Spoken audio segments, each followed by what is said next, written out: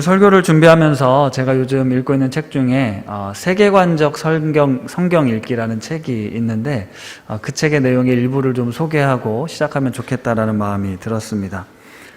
책 내용 중에 이런 내용이 있습니다.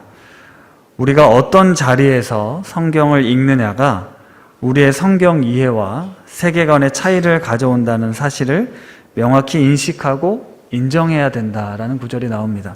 무슨 말이냐면 오늘날 시대를 우리는 대한민국 또 각자 살아가는 환경에서 이 성경을 보고 성경을 볼 때 내가 경험하고 있는 문화나 또 세계관을 가지고 성경을 읽게 된다는 거죠.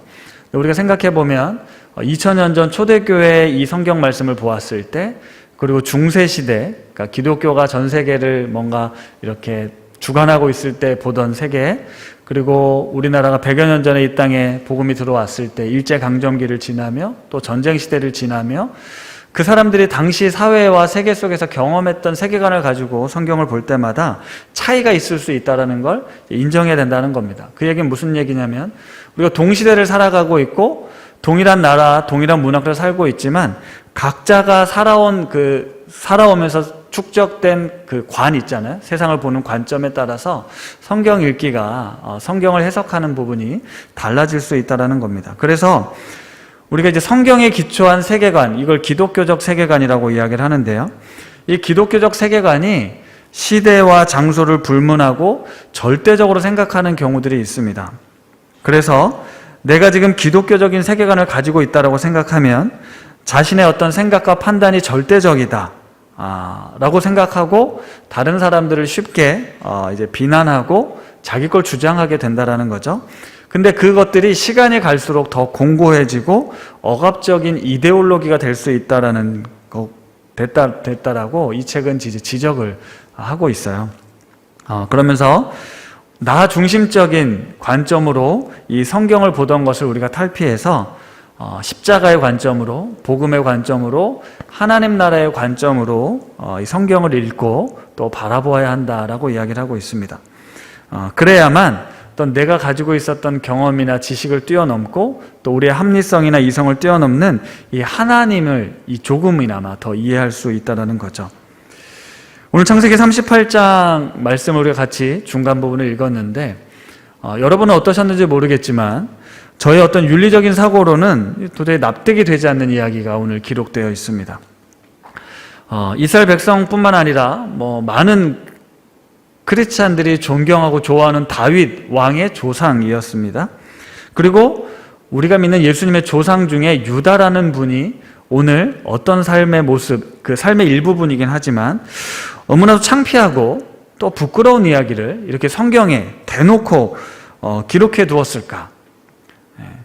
그러니까 현재 제가 가지고 있는 세계관, 내가 세상을 아니면 성경을 바라보는 관점으로는 이게 잘 이해가 되지 않습니다.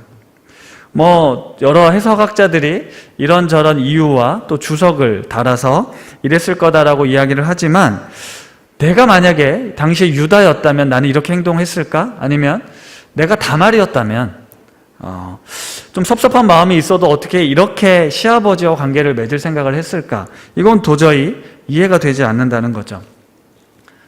저뿐만이 아니라 많은 분들이 이런 고민들이나 또 어떤 부딪힘이 있지 않을까 싶습니다. 고대 매우 유명한 교부 중에 이분은 이제 AD 2세기 100년에서 150년 사이에 사셨던 분인데 터툴리안이라는 분이 이런 유명한 문장을 남겼어요. 한번 띄워주시면 라틴어인데 제가 한번 읽어드리겠습니다. 크레도 퀴아 압수루둠. 해석은 밑에 해놨는데 나는 신이 불합리하기에 믿는다라는 아주 유명한 말을 남겨놨어요. 당시에 많은 철학적 사고가 발전하던 시대였기 때문에 어떤 이성적으로 신을 추론하고 또 세상의 근원을 추론하고 또 현대 과학적 문명에서 이제 과학적으로 증명해내는, 그러니까 하나님은 우리가 이성적으로 추론이 가능하고 과학적으로 증명할 수 있는 신이라면 그게 무슨 신이냐? 나는 하나님을 이해할 수 없기 때문에 불합리한 이 세상을 바라보면서 그래서 신이 있다라고 나는 믿는다라는 말을 했습니다. 우리가 사는 세상, 또 믿음을 가지고 살아가는 이 세상은 합리적으로 설명할 수 없는 부분이 참 많습니다. 특별히 예수님이, 하나님이 인간의 몸을 입고 이 땅에 오셨다는 성육신 사건, 십자가의 죽음, 그리고 부활. 이것은 인간의 어떤 지식이나 경험으로는 이해할 수 없는 일들입니다. 이럴 때 우리에게 작동되는 것이 바로 믿음이라는 거죠. 우리의 대상 하나님에 대한 절대적인 믿음이 작동되어야만 이런 선상들을, 이런 사실들을 우리가 받아들일 수 있게 되는 겁니다. 오늘 본문 38장에 있었던 이 다말의 행동에 대해서 이제 후손들이 보여줬던 평가도 또한 놀라게 하는데요. 룻기에 보면 이런 말씀이 나옵니다. 한번 같이 읽어보겠습니다. 시작. 여호와께서 이 젊은 여자로 말미암아 내게 상속자를 주사 내 집이 다말이 유다에게 낳아준 베레스의 집과 같게 하시기를 원하노라 하니라. 룻기, 보아스와 룻이 결혼을 하게 됩니다. 그때 장로들과 백성들이 이 가정을 축복을 해주는데 뭐라고 하냐면 너의 집이 다말이 유다에게서 낳아준 베레스의 집과 같게 하기를 원한다라는 거예요. 시아버지와 며느리가 관계를 맺어서 낳은 그런 집처럼 되게 해달라고 좀 축복을 해주고 있는 겁니다. 그러니까 당시 문화적으로 보았을 때 다말이 후손을 이어갔던 이 장면은 매우 긍정적으로 또 신앙적인 것으로 받아들여지고 있다는 거죠. 네.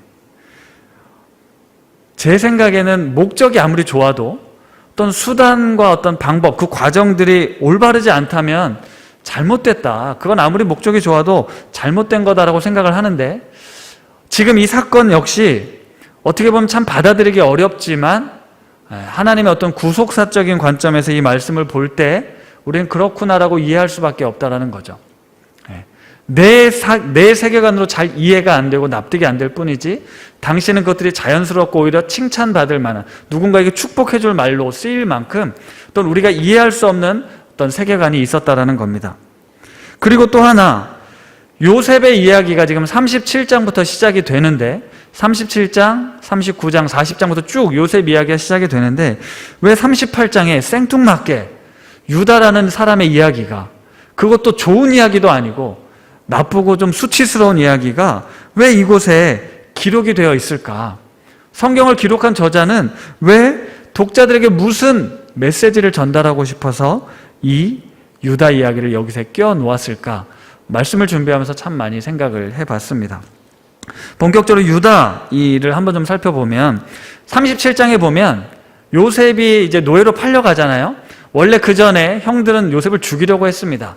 근데 이제 죽이지 말고 구덩이에 던져 넣자라고 했죠. 구덩이에 물이 없으니까 이제 자연히 시간이 지나면 죽게 되는데 유다가 이스마엘 상인이 지나가는 걸 보고 우리가 어떻게 동생을 그냥 죽게 하냐, 이제 종으로 팔자, 노예로 팔자라고 제안을 합니다. 그리고 형제들이 그 의견에 동의를 하죠. 그래서 동생 요셉을 이스마엘 상인에게 팔았고 집으로 돌아가서는 아버지에게 요셉이 짐승에게 잡아먹혔습니다라고 거짓말을 하고요. 아버지가 큰 슬픔 가운데 울부짖는 고통 가운데 있는 장면을 목도하게 됩니다. 우리 속담에 이 잘못한 사람은 두 다리 뻗고 잘 수 없다라는 얘기가 있잖아요. 그러니까 양심이 있는 사람들이라면 동생을 팔아 넘겼고 또 그로 인해서 죽었다라고 믿고 슬퍼하고 괴로워하는 아버지를 보면서 일말의 양심의 가책이 없다면 이상하지 않겠습니까? 그러니까 다른 형제들은 잘 모르겠어요. 내용이 나오지 않으니까. 근데 유다는 아마 너무너무 자기의 행동에 대해서 큰 실망감에 빠진 것 같습니다. 큰 죄책감에 지금 빠진 것 같아요. 그래서 더 이상 아버지와 가족들 곁에 머물지 못하고 가족들을 떠나가는데요. 유다의 삶이 이때부터 엇나가기 시작합니다. 오늘 38장 앞부분 1절과 2절 말씀 제가 한번 읽어드리겠습니다.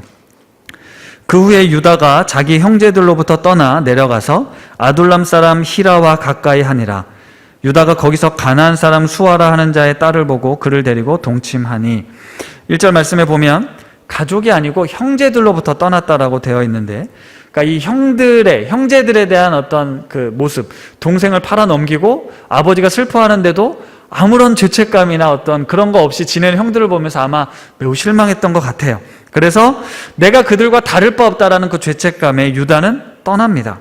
그리고 아둘람으로 내려가서 그러니까 베들레헴보다 남쪽으로 한 20km 떨어진 그 지역으로 내려가서 히라와 친구를 맺고 거기서 가나안 여인을 만나 결혼을 하게 됩니다.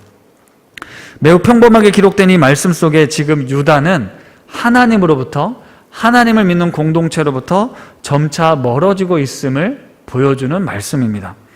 아시는 것처럼 아브라함이나 이삭과 야곱, 그러니까 조상들은 가나안 여인과 결혼하지 않으려 했습니다. 그걸 하나님이 기뻐하지 않는다는 걸 알았기 때문입니다. 그런데 지금 유다는 가나안 여인에게 빠졌고요. 자신의 슬픔, 자신의 죄책감을 이 가나안 여인을 만나서 회복하고 새로운 삶을 살기 시작하는 거예요. 그리고 아들을 셋씩이나 낳습니다. 엘과 오난과 셀라. 그러니까 인간적으로 보면 슬픔을 잊고 가정을 꾸리고 아들을 3명이나 낳습니다. 이거 뭐 잘된 일일 수 있겠죠. 그런데 성경은 이 가정을 결코 형통한 가정의 모습으로 묘사하지 않습니다. 첫째 아들을 위해 가나안 여인 다말을 데려오거든요. 자신의 아들을 위해서도 또 가나안 여인을 데려옵니다. 다말은 나중에 보면 딥나 출신인 걸 알 수 있어요. 근데 이제 구체적인 이유는 모르겠지만 첫째 아들이 하나님 보시기에 악을 행함으로 하나님께서 그를 죽이십니다. 졸지에 다말이 과부가 됐어요. 후손도 낳지 못하고. 가문의 대를 이어가야 되는 게 당시 문화의 전통이었기 때문에 유다는 이렇게 행동을 하죠. 38장 8절 말씀입니다. 유다가 오난에게 이르되 내 형수에게로 들어가서 남편의 아우된 본분을 행하여 내 형을 위하여 씨가 있게 하라. 둘째 아들 오난에게 내 형수에게로 들어가라. 응? 형 대신 네가 우리 가문의 씨를 이어라 라고 하는 거죠. 그런데 그 자식은 오난의 자식이 되는 게 아닙니다. 형 엘의 자식이 되는 거예요. 형을 위하여 씨가 있게 하라고 이야기를 한 거예요. 그러니까 오난이 생각했을 때 당시 문화였을지 모르지만 그 명령이 부당했던지 형수가 마음에 안 들었던지 모르겠습니다. 하지만 오난은 아버지의 말에 순종하지 않고 관계를 맺었지만 사정을 받게다 합니다. 이 행동 역시 하나님 보시기에 악함으로 오난도 죽게 되죠. 유다의 일생이 꼬이기 시작하는 거예요. 두 아들이 갑자기 죽습니다. 뭔가 새로운 삶이 펼칠 줄 알았는데 아들들이 죽죠. 며느리가 잘못 들어와서 그런가? 다말이 원망스럽습니다. 그리고 혹시 셋째 아들 셀라와 다시 결혼을 시켜서 대를 이어야 되는데 셀라도 문제가 생길까 두려운 나머지 아직 어리다는 핑계를 대고 다말을 고향으로 돌려보냅니다. 그리고 얼마 후 유다의 아내 수아가 죽었다라고 오늘 본문의 내용이 시작이 됩니다.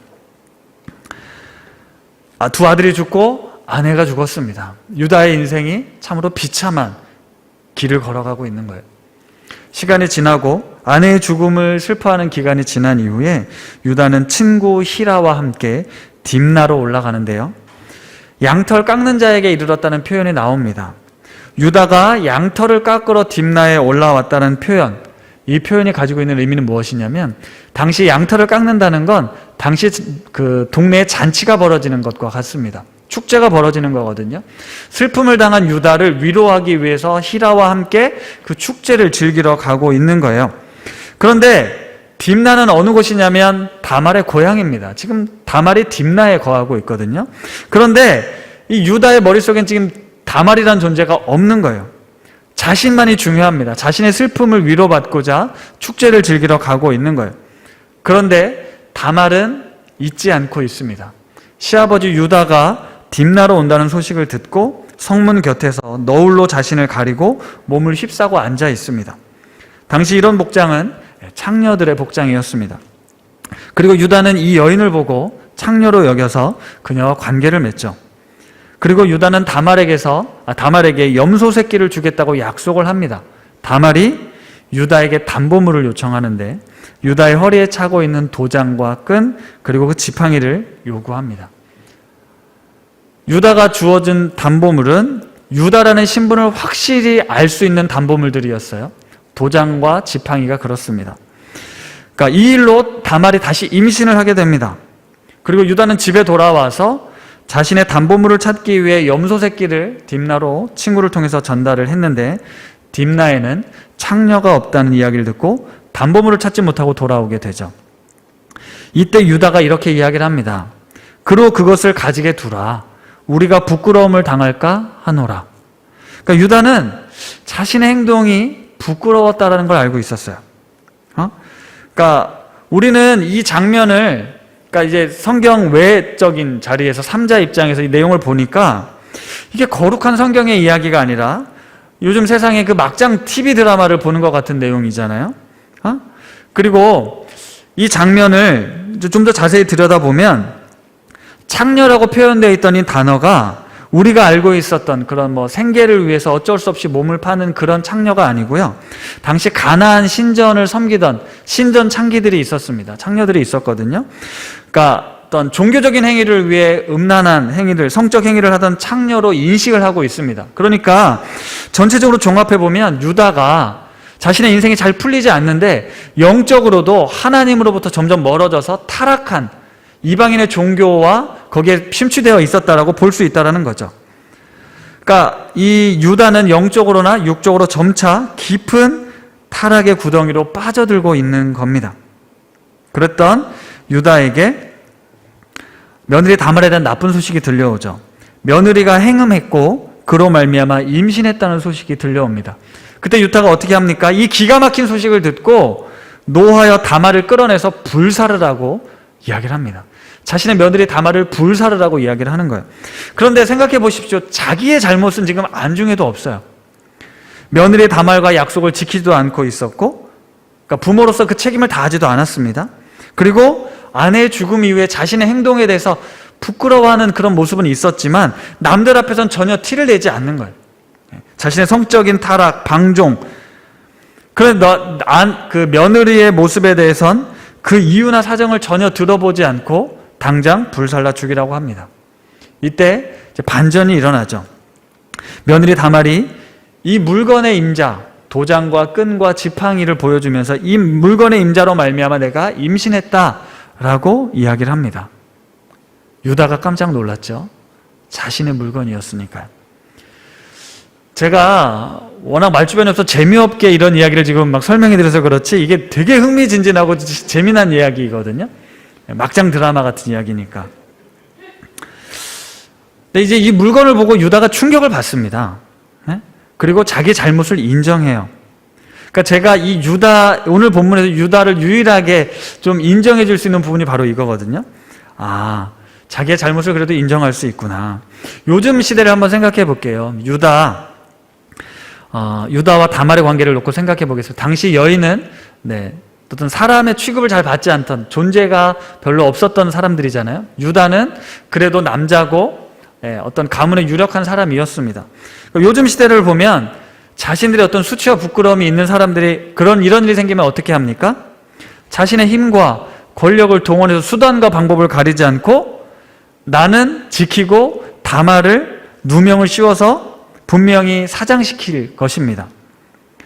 우리가 살고 있는 시대는 그렇게 힘없는 사람에게 이런 폭력적인 일들이 가해지고 있고, 또 가진 자들은 어떤 자신의 수치와 부끄러움을 가리기 위해서 무슨 일이든 서슴지 않고 행동을 합니다. 정의가 제대로 구현되지 않는 것 같은, 그래서 우리가 그런 모습을 보고 분노하고 화를 내잖아요. 이게 바로 우리의 모습입니다. 그런데 유다는 참 부끄럽고 수치스러운 일임에도 불구하고 내가 잘못했다 라고 인정을 하고 있는 거예요. 아마 엄청난 사람들의 손가락질을 받지 않았겠습니까? 시아버지와 며느리를 통해서 출산이 이루어지니까요. 그러니까 그만큼 유다가 이렇게 내가 나보다 옳다라고 사람들 앞에서 돌로 다말을 불태워 죽이려고 사람들이 모여있는 그곳에서 자신의 잘못을 인정하고 있잖아요. 유다는 다말에게 내가 나보다 옳다라고 인정해주고 다시는 그를 가까이 하지 않습니다. 그리고 다말은 쌍둥이 베레스와 세라를 낳는 것으로 38장이 마무리되죠. 이렇게 후손이 이어서 가서 다윗이 이 자손에게서 나오고 예수님이 이 후손으로 나오게 되는 겁니다. 자, 그럼 다시 이 요셉의 이야기에 왜 유다 이야기를 하나님께서 두셨을까요? 아니, 저자는 두셨을까요? 창세기 37장을 시작하면서 이렇게 설명해 드렸어요. 이 이야기는 야곱의 족보다. 야곱의 족보는 이러하니라라고 이야기를 하면서 요셉이 17세 소년으로 시작이 됩니다. 그러면서 제가 이렇게 말씀드렸어요. 하나님께서 야곱을 이스라엘이라는 이름으로 바꿔주시고 이스라엘은 하나님께서 다스리신다라는 의미입니다. 하나님께서 다스리시는 백성, 민족의 삶이 어떤지 설명해주고 있다. 그래서 요셉의 이야기를 들려드렸다고 했어요. 그런데 그 중간의 유다 이야기가 38장이 아주 짧지만 강렬하게 기록함으로써 하나님이 다스리시는 백성들이 요셉과 같은 삶도 있지만 유다와 같은 삶도 있다는 걸 이야기해주고 있는 겁니다. 하나님께서 다스리시는 백성들의 모습을 잘 보십시오. 요셉과 같이 살아가는 사람도 있지만 유다처럼 사는 사람도 있어요. 여러분은 요셉과 같은 사람이 되고 싶으세요? 아니면 유다와 같은 사람이 되고 싶으세요? 네, 요셉이요. 유다도 괜찮은 사람 아닙니까? 네, 오늘 이 나오는 장면에서 유다는 사실 우리가 좀 부담스러운 사람이죠. 그렇죠? 김혜건 교수님이 쓰신 이 모세오경 책을 찾아보니까 이 본문을 이렇게 해석해 놓으셨어요. 창세기 저자는 38장을 요셉의 됨됨이와 비교되는 유다의 됨됨이를 중심으로 읽도록 기대한다. 고난 없이 자라다가 성격이 왜곡된 요셉은 고난을 통해 담금질되고 정련되어 가는 유형이었고, 흠과 점과 얼룩으로 뒤엉킨 복합적인 존재 유다는 자신의 잘못을 고쳐가는 회개형 인물이었다라는 겁니다. 생각해 보세요. 우리가 지난 3주간 요셉 이야기를 통해서 말씀을 전했어요. 노예가 되어도 감옥에 갇혀도 끝까지 인내하고 견뎌낸 요셉. 그럼에도 불구하고 성실하게 자신의 일을 감당해서 하나님과 함께 하시니 형통한 삶이 되었다라고 주변에 사람들에게까지 복을 끼쳤던 요셉. 우리 그런 요셉을 닮아서 우리도 믿음으로 살아갑시다라고 말씀을 드렸습니다. 의인은 믿음으로 사는 겁니다. 믿음으로 산다는 건 요셉과 같은 삶입니다. 인내가 연단을 낳고 연단은 소망을 낳게 됩니다. 우리가 살아가는 세상 비록 비참하고 험난하고 고되지만 끝까지 하나님이 우리를 지켜주실 테니 끝까지 믿음을 잘 지켜야 합니다 라고 말씀을 전했어요. 지난주에 우리 배종원 전도사님이 다음 세대 설교를 하실 때도 힘들 때 믿는 자가 찐이다. 우리 아이들한테도 힘들 때 믿는 자가 진짜 믿음이야, 진짜 찐이야 라고 이야기를 하거든요. 그렇습니다. 우리는 요셉을 통해서 내게 고난이 와도 어려움이 와도 끝까지 믿음을 잃지 말아야 돼, 우리 그런 신앙생활을 해야 돼 라고 이야기를 하는데, 유다는 그렇지 않은 거잖아요. 오늘 유다는 하나님부터 멀어지고 있어요. 점점 더 타락하고 있습니다. 그러면 어떻게 해야 돼요? 그럴 때일수록 어떻게 해야 됩니까? 더 하나님을 찾고 부르짖고 매달려야죠. 그런데 유다는 그렇지 않습니다. 하나님을 찾았다는 이야기도 나오지 않고, 하나님이라는 이름, 여호와라는 이름이 나오는 건 여호와가 보시기에 그 아들들이 악을 행했다라는 표현밖에 나오지 않아요. 유다가 죄책감, 상실감, 그 삶을 풀어보고자 가나안 여인과 결혼을 하고 자식을 낳습니다. 문제가 풀리지 않아요. 어떻게 해야 됩니까? 하나님께로 돌아와야죠. 하나님께 매달리고 도와달라고 붙들어야죠. 그런데 유다는 하나님을 찾지 않고 있는 거예요.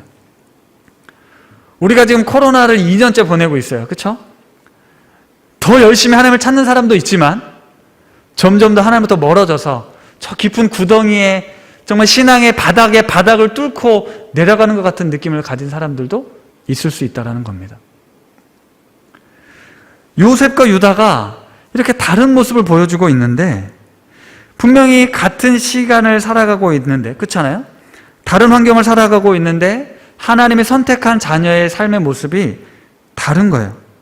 그런데 이런 유다를 하나님이 특별하게 복 주시고 구원하시지 않습니까? 이게 바로 유다를 통한 구원의 신비 이야기입니다. 신비라는 단어 아시죠? 국어사전에 보면 이렇게 번역이 되어 있어요. 일이나 현상 따위가 사람의 힘이나 지혜 또는 보통의 이론이나 상식으론 도저히 이해할 수 없을 만큼 신기하고 묘함. 유다가 복을 받고 구원을 얻는다는 건 사람의 어떤 지혜나 보통의 이론이나 상식으론 이해할 수 없는 일인 거예요. 요셉과 같은 사람 버티고 견뎠으니 구원해 주시는 거, 그거 하나님 오케이, 나도 인정합니다. 그런데 유다는 아니죠. 에? 동생 팔아먹고 이방인하고, 하나님이 원하지 않는 이방인하고 결혼했고 며느리와 약속을 지키지도 않고 심지어 자기 며느리를 못 알아보고 며느리랑 관계를 해서 애를 낳는데 어떻게 그런 사람을 다윗의 조상으로, 예수님의 조상으로 삼을 수 있냐? 이건 이해할 수 있는 일이 아닙니다. 우린 이건 아니다라고 따질 수 있는 거죠. 그런데 유다는 이스라엘 민족에게 있어서 가장 위대한 인물로, 위대한 조상으로 받아들여지잖아요. 하나님께서 크게 사용하셨습니다. 우리의 관점으로 이해할 수가 없어요. 아시다시피 이스라엘의 역사는 다윗 왕과 솔로몬 이후에 남유다와 북이스라엘로 나뉘어지잖아요. 남유다는 유다 지파를 중심으로 그 정통을 계승해 갑니다. 북이스라엘은요, 요셉 지파를 중심으로 이스라엘이 역사가 이루어지거든요. 그러니까 남유다의 대표 유다. 그런데 이스라엘의 정통성은 어디에 있어요? 유다에게 있어요. 야곱이 49장에 가면 축복을 합니다. 유다에게는 유다를 사자로 묘사하고요, 통치자의 지팡이가 떠나지 않을 거라고 축복을 해줘요. 요셉에게는 두 아들 므낫세와 에브라임 지파를 축복하면서 형제들보다 2배의 축복을 받게 되는데, 야곱의 12아들 중에 대표되는 두 인물 유다와 요셉이 하나님께서 이스라엘을, 하나님의 백성들을 어떻게 다스리고 통치하시는지 보여주고 있다는 겁니다. 우리가 요셉과 같은 믿음의 삶을 보여주어야 하지만 때론 유다와 같은 정말로 하나님 보시기에 아무런 자격이 없는, 세상 사람들이 봐도 인정할 수 없는 그런 나지만 하나님이 그런 나를 택하시고 복 주신다는 것, 그건 그 누구도 따질 수 없는 하나님의 은혜라는 거예요. 야곱의 역사, 다시 말해 하나님의 다스리는 백성들의 삶의 이야기가 요셉과 같은 그런 믿음이 요구되어지고 그런 삶을 살아야 하는 것이 마땅하지만, 유다처럼 절망하고 낙심하고 저 깊은 수렁에 빠져 있을 때에도 우리 하나님은 그런 유다를 건져내셔서 품으시고 하나님의 백성으로, 구원의 도구로 사용하신다는 겁니다. 따라서 우리가 이 시대를 같이 살아가면서 내가 요셉처럼 살아야만 된다는 관점으로 유다처럼 살아가는 사람을 본다면 어떻게 하시겠습니까? 야, 너 그렇게 살면 안 돼. 나도 똑같이 힘들어. 그런데 믿음으로 버텨야지, 견뎌야지. 이렇게 함부로 말할 수 없다는 거예요. 왜 요셉처럼 행동하지 못하냐고 이야기할 수 없다는 거예요. 내 잘못으로 인해서 이렇게 고난과 어려움이 찾아온다고 쉽게 자책하지 마십시오. 하나님께서 어떻게 우리 삶에 일을 행하실지 우리는 몰라요. 알 수 없습니다. 내 믿음이 너무나 보잘것없고 너무 무기력하고 너무 나약하게 느껴질 때도 그건 나의 느낌이지 하나님은 그런 나를 결코 그렇게 치부하지 않으신다는 거예요. 나 아닌 다른 사람들의 삶, 결혼을 잘못했다는 둥, 며느리를 잘못 들였다는 둥, 자식을 잘못 키웠다는 둥, 문제가 많은 사람이다, 나쁜 사람이다. 우리 눈에 보이기엔 그렇죠. 내 세계관으로는 그럴 수밖에 없습니다. 하지만 하나님의 관점, 하나님의 세계관으로 볼 때 우리는 함부로 속단할 수 없는 게 우리 인생이라는 겁니다. 하나님의 사랑과 하나님의 은혜는 이처럼 우리의 생각과 생각 이성을, 상황을 뛰어넘습니다. 유다는 이 다말 이 사건을 통해서 한 방 크게 맞은 거예요. 자기가 있어야 할 자리가 어딘지를 깨닫게 됩니다.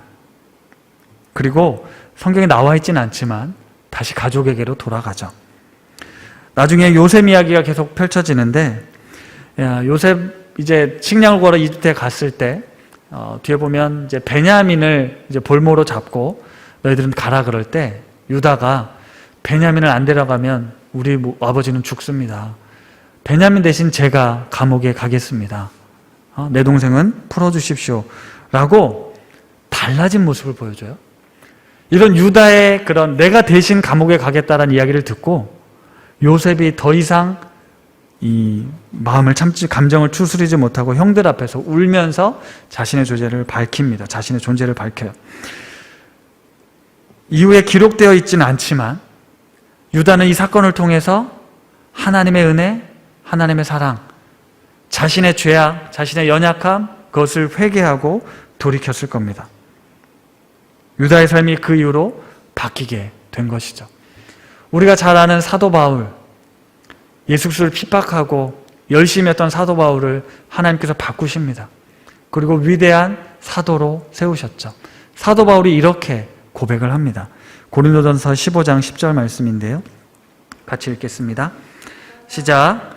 그러나 내가 나에 놔둔 것은 하나님의 은혜로 된 것이니 내게 주신 그의 은혜가 헛되지 아니하며 내가 모든 사도보다 더 많이 수고하였으나 내가 한 것이 아니요 오직 나와 함께 하신 하나님의 은혜로다. 아멘. 잠깐 화면 띄워주시고, 사도 바울이 이야기하잖아요. 이 위대한 사도가 내가 나에 되던 건 오로지 하나님의 은혜라. 내가 모든 사도보다 더 많이 수고했지만 그거 내가 한 거 아니다. 나와 함께 하신 하나님의 은혜로 한 것이다. 라고 고백을 합니다. 만약 우리가 요셉과 같은 삶을 살고 있다면 하나님께서 내가 이렇게 살았으니 반응해 주시고 응답해 주셔야 된다 라고 생각할지 모릅니다.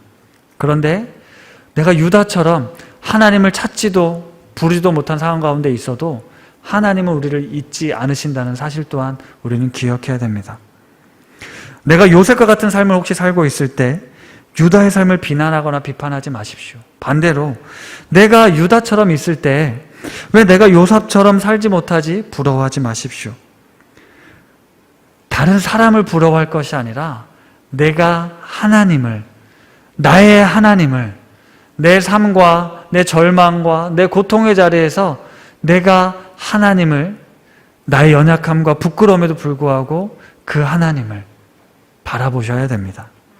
우리 하나님께서는 내가 생각하는 것보다 더 크고 놀라운 일들을 행하시는 분이시고 그 은혜와 사랑은 우리를 덮고도 충분히 남을 만큼, 우리를 새롭게 하시고 또 새롭게 하실 만큼 크고 놀라운 하나님의 사랑입니다. 그렇게 오늘 우리는 그저 겸손하게 하나님의 자비와 긍휼을 날마다 구하며 하나님의 은혜가 내 삶을 덮어주시도록, 하나님의 은혜가 내 삶을 인도해 가시도록 그렇게 감사함으로 내 삶을 하나님께 내어드리는 그런 삶을 살아야 할 것입니다. 유다의 삶을 통해 하나님의 그 크고 놀라운 은혜를 내가 바로 누리고 경험하고 있다는 걸 깨달으시고 그렇게 은혜로 하나님의 주신 생을 살아가시는 우리 성도님들 다 되시기를 바랍니다.